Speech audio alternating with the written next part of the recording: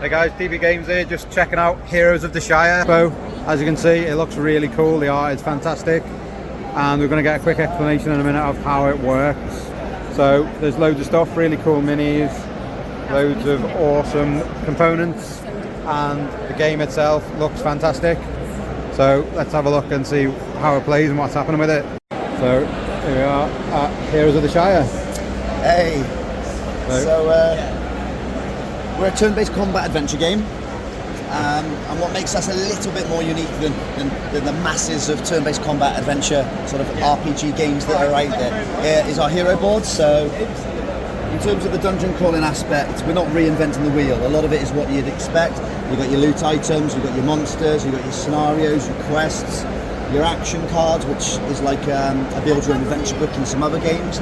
But what we're trying to be really unique is in our cooldown system that you can see on the boards here. So at the beginning of the game, you have access to 10 spells and abilities here, and there's no restrictions. You can cast any of them right from the get-go.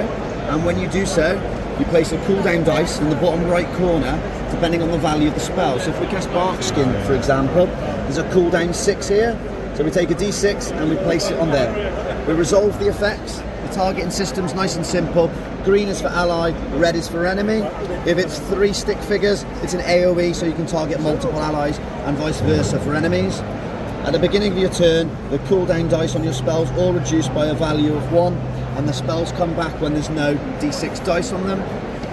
How we track the length of duration of the buffs that you receive is through all these little ugly squares on our board. Now, as the designer, it's my least favourite bit about the board because aesthetically it's not as gorgeous as our artwork in the middle. However, this is probably the most essential bit of the board. So if we cast Thick Fur, for example, and we grant ourselves +2 defense for 3 turns, we take the token and we place it on the defense stat, and it comes into this column here. Oh, stuck to my finger. And we know because this is for 3 turns, this is for 2 turns, this is for 1 turn, and when a buff comes to this line, it gets removed from the hero board. So at the beginning of your game, at the beginning of your turn, should I say, the first thing we have is a token upkeep.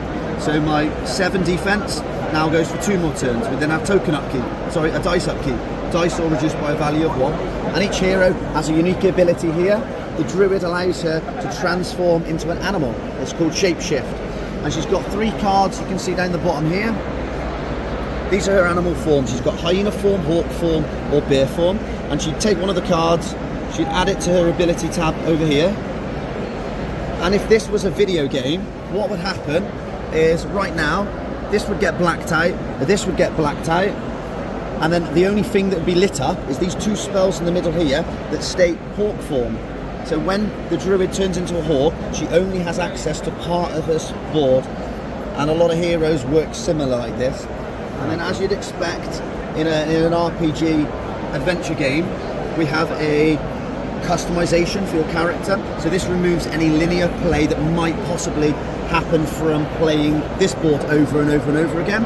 So how you customize your character is if we follow the fortification tree down the middle here, you'll notice there's a new bear spell, a new bear spell, a new bear spell, and we're incentivized here to stay in our bear form, which means then we're not really going to use a lot of these spells on our main hero board, and then vice versa. If we follow the metamorphosis tree, we get a new hyena, bear, hawk, and again we're incentivized then to change into different animals each turn. And then same with the restoration, it wants us to stay in our druid form. Okay, and then last but not least, one of the other things that makes us a little bit more unique